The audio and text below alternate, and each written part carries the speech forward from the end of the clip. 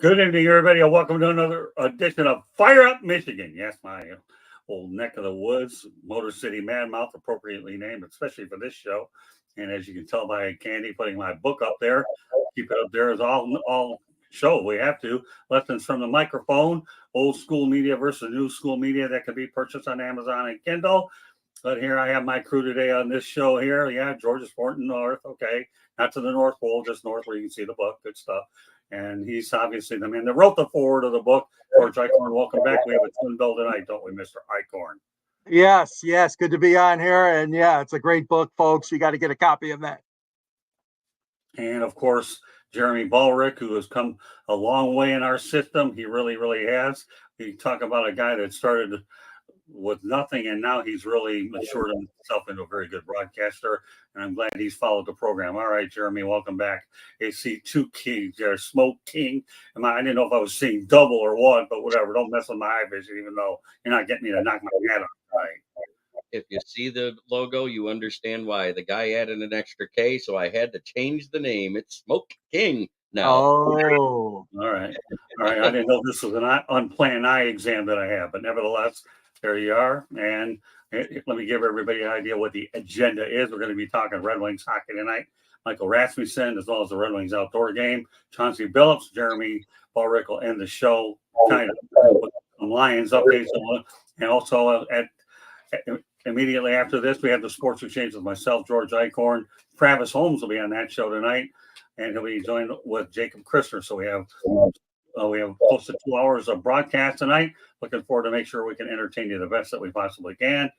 And with that said, let me just go over a couple things really quickly, and that being this, okay? Just so you know, Fire Up Michigan being broadcast around the world. The audio version of Fire Up Michigan can be heard on iHeartRadio, Apple, Spotify, Google, wherever you get your podcasts. Please hit the red subscribe button on South Florida YouTube. South Florida Tribune, We're striving for more subscribers. Please also comment, like, and share the broadcast. Want to be a guest? No problem. Participate in the chat room or send your topic idea to southfloridatribune@gmail.com. Go want to advertise, give me a call at 954-304-4941. I'll go over more stuff afterwards. This is a good start because we already know that Mr. Will Vogel is on fire, and Jeremy Ballrick is going to read every last one of them. Right, Jeremy? Sure. All right, there you go. Good evening, everyone. That's a real hard. Good evening, Will. The stadium sits 102,780 is the 12th oldest college football stadium. It will be the Blue Jackets' first outdoor game and the fourth for the Red Wings, who are 2-0-2, the last one being in 2017. But at the same time, that 102,000 I want to add to only matters for the seats that are in the stadium. It does not include the ones that they'll fill in on the floor because the hockey rink is a lot smaller than what the stadium is. They're probably going to be packing in close to 110,000 fans would be my guess. The Red Wings have the most attended game in NHL history, which is 105,491 fans in attendance at 214 at the Big House, at 2014 at the Big House. Onto the one coming up at Ohio University of Ohio is third largest college stadium. Well, Ohio State University, but yeah, Ohio Bobcats. But it's okay. You have a different university, but I know where the kid's coming from. I like to have fun as well. Smoking Jay, what you smoking today, my friend? Hot topics and whatever Scott leads me to. There you go. Exactly. And Joshua Burstein, a friend of the show. Look at this guy, man. He comes there. He always asks about you, anyways, Jeremy. My guy, when is Smoking Jeremy B? Come on. Hey, Jesse, how are you? Oh, I love that room. Keep it rolling. Who else will get a show done? If we don't, it's okay too. What's up there? Guy that hopped in from my channel is undone. Saying what time you're going live? It says 7:56. Oh, we're live now. There you go. All right. Well, let's talk about our first topic of the night. And he kind of reminds me of the Mahavlich brothers, George Eichhorn, Peter Mahavlich, as well as Frank Mahavlich. His name is Michael Rasmussen. Signs a 4-year extension. The guy's 6'6", 229 pounds. And you know what? I love watching Rasmussen because it's always good to have these tall players that can, just make moves and get over people. So, all right, George, let's talk about Michael Rasmussen. think Steve Eiserman did right by getting him an extension? Well, obviously, Rasmussen has made great progress the last couple of years. He kind of was up and down, so to speak, with the former coach, and I think that he's really, really improved his game the last year and a half. So, yeah, he's been one of the bright spots for them. I think that you're going to see this from Eiserman is trying to lock up these guys that he feels are key components. I mean, he's not going to hand away huge contracts to everybody on the roster. They can't afford to do that. But what they are going to do is select the ones that are showing the promise and, more importantly, playing good hockey and leading this team to right now has been kind of like I don't want to use the wins. I don't want to say Cinderella season because we don't know how it's going to end up, but it certainly is a longer run than we've had in the last several years of trying to make the playoffs, of course. So, yeah, I think it's a good signing, Scott. I do. And Jeremy, I think it is. All right, Candy, you know what? Go to Will Vogel's comments. He's got some stats up there. These are really good. 109 career points. Agree with the extension. You and everybody else will call great minds think alike. All right. Only the Red Wings, Detroit Tribune. Hello, guys. Where can I get one of those hats? Which one are you talking about, Blake? My hat, or are you looking at Jeremy's or George's? Which one? You let me know. We'll figure it out for you. Okay. Yeah. So, all right, Jeremy, some thoughts on Michael Rasmussen? Great signing, adds depth to the team, well needed. 109 career points. That means he's a facilitator as well as a scorer. And that's important.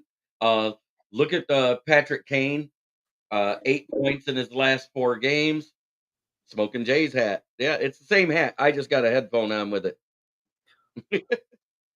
Well, I'll tell you what, Blake. We'll try to get one to you the next as soon as we can because we ordered them and I'll get your information. We'll find a way to get one to you. All right, go continue on though, Jeremy.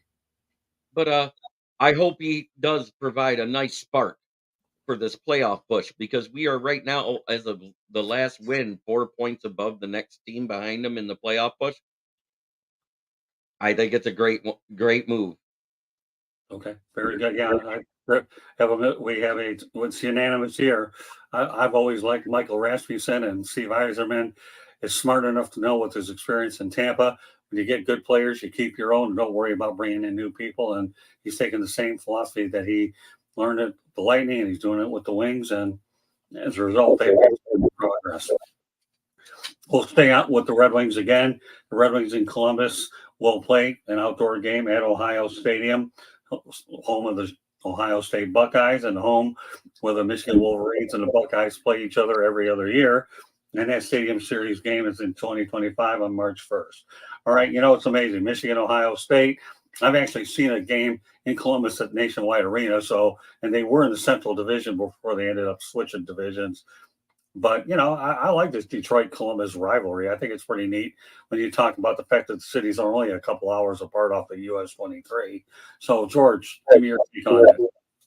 Yeah, I was very happy to hear the news about that. The Stadium Series has really, really taken foot.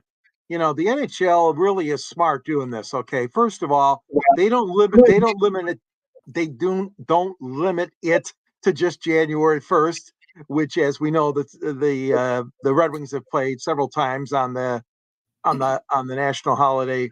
But this Stadium Series, and just look at last weekend, for example, they had over 70-some thousand Saturday and another 70-some thousand on Sunday, largest crowd ever for a hockey game in the state of New Jersey. I think the Red Wings, and we've talked about this before, guys. And Scott's driven this point home many times, and he's so right. They're a national team. They're an original six, and the networks love to show the Red Wings some love and put them on national broadcasts. Now, Columbus is one of a handful of teams that has not played an outdoor game. So I think it's pretty cool that the league selected the Red Wings as an opponent for that game next year. It'll be a lot of fun. The Horseshoe, and like you said, the U of M Buckeyes rivalry, and the Blue Jackets and Red Wings now are going to pick right up, and I'm sure it'll be a great game. I'm very happy that this matchup's been sealed. Well, Candy Ebling, by the way, take note of what Blake Lozinski said. You handle all the business matters. You should drop a commercial line for the South Florida Tribune. There you go. There's another way to, and an unbelievable job that she does on the website is ridiculous.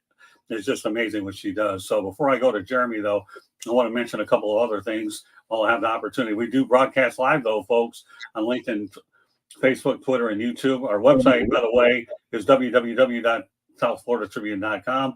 Twitter/X at Tribune South. Candy Ebling behind the scenes producing the show. And of course, I mentioned my book, which is located in the top right part. Okay, lessons from the microphone, tuning into the enduring wisdom of visionary leaders. Okay, old school media versus new school media, available on Kindle and Amazon. And Jesse, Blake, I hope you go out there and get it, because I know that you guys will learn a lot there. And never know, one of these days we're going to bring you on here with us and you can talk with us. So for all y'all that are tuning in for the first time, my book, Lessons from the Microphone, is available on Amazon and Kindle, and it's a great read for anybody that wants to learn about the business, or as well as how it used to be many, many years ago when George and I got in it there. So with that said, we'll pick everything up with Jeremy. You know the drill. We're talking about Red Wings and Columbus. Go ahead. Should be an amazing atmosphere there at the OSU Stadium, the Horseshoe. I mean, you're talking about a wide open end where if somebody really can't afford the tickets, they can sit outside the stadium and still see in at the rink level. And they might actually be able to use their cameras to zoom in and get some good shots themselves. I think it's a nice open venue. The temperature might be an issue because Columbus isn't that much warmer than Ann Arbor. So I want to see what happens. I think it's going to be a great game either way. Columbus Blue Jackets, they're newer. They're establishing their own history in the NHL. But Red Wings are an original six team. And anytime they can be outside in an outdoor stadium, it reminds you of the old days. Sure does. Joshua Burstein, I'm going to hold off on answering your question right now. We still have a bit of a season. I know your heart's the Panthers, and they're playing real well off their Stanley Cup Finals appearance. Or certainly, there's no let up to Florida Panthers. But Josh, if you don't mind, I'd like to just refrain a little bit from that prediction a little bit, because it might be premature. But the Panthers, I say this, Joshua, they are on the right track. So there you go. I hope that that's acceptable for you right now. And of course, now you're looking at Vancouver and Colorado. I'll tell you, those are two teams that you can watch out for too. I like Vancouver Canucks. I really, really do. Florida's coming off of a loss to the Vegas. Now do you take that loss and then turn it into a championship, knowing you got there, you tasted it, now you want to taste it more? That's the only thing I can give you, Joshua. So with that said, we're going to talk about Chauncey Billups, and then we'll let Jeremy take over with some Lions updates. And by then, we'll wrap up the broadcast. Okay, with that said, Chauncey Billups obviously is amongst the finalists for the Basketball Hall of Fame. George, some thoughts. Obviously, things aren't going well as a coach with the Portland Trailblazers, but Chauncey may have Springfield to look ahead. Yeah, I'm very excited. It's well deserving. Chauncey had a great NBA career as well as a solid college career.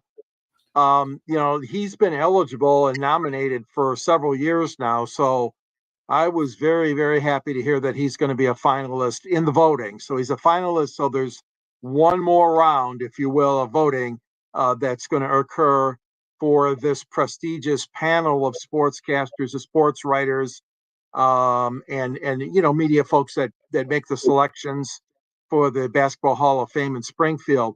There were great players on that team. I mean, let's be honest, Ben Wallace and Rasheed Wallace, Tayshaun Prince and Rip Hamilton and Chauncey Billups, and Larry Brown was the coach. And we all know what that team meant, going to work, working hard, working your butt off. And the Pistons had a great unit that year, and like I said, Chauncey's a good man. I've always liked him. He's always been, amicable to talk to, as you and I have known. Chauncey's a good guy. Now, the only other piece of the puzzle, and we'll talk about this at another time, but we got to get our man George Blaha to get the media award in the Hall of Fame. But that's for a discussion on another day. But congratulations, Chauncey, on making the finals. Well, of course, he has a number retired in Detroit as well. So yeah, that's one thing maybe the only thing missing from his resume. We'll see how it plays out in a matter of weeks. All right, Jeremy. What a pleasure it was watching that 2004 team win the championship that year. And as insignificant as he was to the roster, let's not forget that was the infamous Darko Milicic draft as well. Uh, but Chauncey Billups is well deserving. I think he should get in.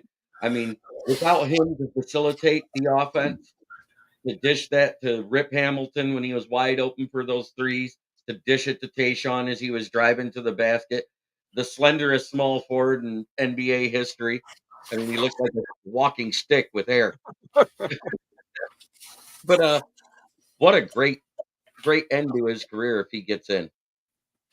Yeah, unanimous all the way around. Will Vogel once again love seeing Billups as finalist as leader of 04.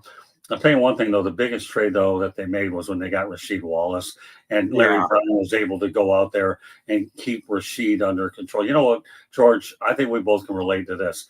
Larry Brown to Rasheed Wallace was what Chuck Daly was to Dennis Rodman. Oh, good comparison. I Yeah. think I believe that. Larry Brown will take, Rasheed went off like a loose cannon. Larry Brown was right in the middle of it. Don't worry, I can handle you. Every other coach you had couldn't handle you, but I could do it. And when you have Rasheed Wallace, of course, it doesn't hurt that they're North Carolina guys either, but still, Larry Brown always had Rasheed Wallace's back. He did. I'll leave it at that. Yes, right. he did. I'm going to turn over to Jeremy. Just a few Lions updates before we call it a night. Everybody ought to know that immediately after Fire Up Michigan, we have the Sports Exchange afterwards. But Jeremy, since he's a Lions authority, I'd like him to go out there just give us a few basic updates so we keep our Lions fans in the loop about what's going on here during the offseason. Go ahead, Jeremy. Well, to make room for the new coaches that have been added to the roster, the Lions removed several coaches from their website, including Brian Duker, who is now the secondary coach for the Finns, Dre Bly, who was on a one-year contract, John Scott, the D-line coach, which the D-line kind of regressed from what they were the year before, so that's not to be unexpected. Assistant defensive coordinator John Fox and Jim Hostler. All of them were assistant coaches. They weren't coordinators. I don't think it messes with the scheme of things. That and Tracy Walker being released that actually frees up $5.5 million of cap space. We all saw when he started being a healthy scratch through the end of the season, and guys like Ifeatu Melifonwu starting instead of him while CJ was still hurt. And Melifonwu actually has almost the same exact numbers in his 6 starts for passes defended and interceptions that Tracy Walker has had in his 4-year career here. Very good. You know what, Big Dan Davis, why don't you go ahead and chime in? I want this one up there, Candy. Speaking of the 2020, look at this guy. Who in their right mind would ever forget about that block shot from Tayshaun Prince? Really? That's wonderful. I mean, he hit that so hard against the backboard, it bounced out to Ben. I remember. He got it, and Ben got the rebound. I remember that play vividly. Yeah. Because it went right past Reggie Miller, past Ron Artest, straight to Ben. Yeah. Unbelievable, Dan. Yeah. Dan, I'm glad was you brought great. it up. Good stuff. So, anything else you guys want to add? Real quick before I call it a night? Well, I wanted to add one thing, and that's regarding the Pistons. Obviously, I have some crow to eat, guys. I'll make it real quick. I'm one of the guys that said get rid of Dwayne Casey. Remember Dwayne Casey, you guys? Okay, because we weren't playing defense. Well, they bring in this multi-million dollar coach, and guess what? The Pistons still not improving defensively like I thought they would. It's a sad situation. I hope they can turn it around. Obviously, Monte Williams is here for the long run, but boy, oh boy, I mean, Dwayne had his issues with the players playing defense, and now look what happens. It happened again, but I just wanted to get that off my chest. Nothing wrong with that. Really, I don't think you get rid of a coach that premature, especially considering you get the cupboard bare. Go ahead, Jeremy. Right. The thing is I'm more blaming it on Troy Weaver because we had a whole bunch of scoring guys that he's picked up in the draft and in free agency. And then when he made some trades of scoring guys, he got scoring guys back instead of defenders. So you can't round out your roster that way. It's a detriment to this team what Troy Weaver has done. He started out great the first year, gutting the roster of those bloated contracts and then going in the right direction. and we overachieved that year. And now it looks like it might be 10 years before we get back to the playoffs if it keeps going the way it is. Yeah, you know what, Jeremy? Troy Weaver is the guy to blame for it. I'm not, there's no way in the world I'm blaming Monty Williams. Big Dan Davis, let's go back to his comments. Jaden Ivey even filled out his own team earlier this year for not playing defense. That's when you know it's bad. You know what? Big Dan Davis, commit these words to your memory. GMTA, great minds think alike, okay? And you'll be quizzed on it the next time I'm on this broadcast. So hopefully but there you go. So meanwhile, that concludes this edition of Fire Up Michigan. And as my alert here goes off on my diabetes thing here, it just lets you know that I've had a little pizza tonight, so don't worry about it, ignore it. But so George, why don't you let everybody know how they can get a hold of you? All right, Scott. Sure. You can find me on the South Florida Tribune website under the Motor City Tribune, where I write with Scott Morganroth and Smokin' Jeremy B. And we bring you coverage of Detroit. And it's a great little site to make sure you subscribe to. At the end of my column is a little link if you want to click and see my book. It's called Detroit Sports Broadcasters on the Air. Thank you, Scott and Jeremy, for contributing and buying the book. And also you can reach me at gicorn@yahoo.com or on LinkedIn under my name, George Icorn. Or you can also reach me on Twitter or X, as some people call it, at SandGSports99. Look forward to seeing people on the 108 Stitches, Fire Up shows, Pundit Sports Exchange, and looking forward to hearing more comments and being part of these shows. You guys are all doing a great job. We appreciate everybody out there viewing and listening to us. Well, you know, Joshua Bernstein's already a fan of yours already. Hey, Joshua, you know what? If you can find us a sponsor for these shows, we'll give you a little piece of the action. So just keep that in mind. You know, again, I know you're a friend of the family, friend of the show. So, no, Joshua, so anybody out there that can find us a sponsor, let us know. We'll definitely give you some money depending on what they end up doing. So I'm glad you brought that up, Joshua. We certainly like to do that. All right, Jeremy, go ahead. Well, where can't you find me? I'm not on TikTok anymore, so there's one. But no, to be serious, you can find me on the Motor City Tribune underneath the great authors such as Scott Morganroth and George Icorn, where you can find my writings on the SouthFloridaTribune.com. You can find me here at the South Florida Tribune channel for any of the Fire Up shows where I'm needed, which is tonight, tomorrow night, and Sundays, when and if permitting. You can also find me on my channel, which is Kneecap Biting with the Motor City Lions. You can also find me on Football Talk 365, where I have a morning show that I do daily at 11 a.m. talking Detroit Lions. Wednesday night is my NFL-based show on my channel. And Fridays is my Lions Fan Cave chat, where we get into more detail and actually talking about it. And folks, I have to remind you that our ticker across the board gives you the information that I tend to talk about as well. So that'll tell you that you can find the audio version as well as my book as well. So I like to read it once a month. And for those of you that are watching on YouTube, you can see it as well. So again, the main things that people should take away from this is our website, www.southfloridatribune.com. My book now, of course, Lessons on the Microphone. And I am working on an outline for part 2 that I hope that if everything goes according to plan, I'll have it done by the end of the year. It won't be quite as long as the original version because I'm only looking to add things I wasn't able to put in the first version. And when you put together a book, George, I know that it's all about making the pieces fit, and that's what we're trying to do anyway. So, you know, I want to make sure that, and of course, this is the type of industry where there's so many updates with streaming and all that. It's just, you can't keep track of it in the first place. So, again, Joshua Bird, action to find me on the Motor City Tribune. It's under Jeremy T. Ballrick. That's my real name. That's my author name. I don't use a pen name for that. That is my podcaster name, is all that is. Right. There you go. Yeah. Well, South Florida Tribune, then under the Motor City Tribune drop down box, what it is. But you'll find them there. That's okay. A lot of people realize that they're both related and how they approach it on the website so they don't get confused. Of course, Joshua knows my number anyway, so he'll find it one way or the other. So again, www.southfloridatribune.com is our website. At Tribune South is where you find us on Twitter /X, and of course my book.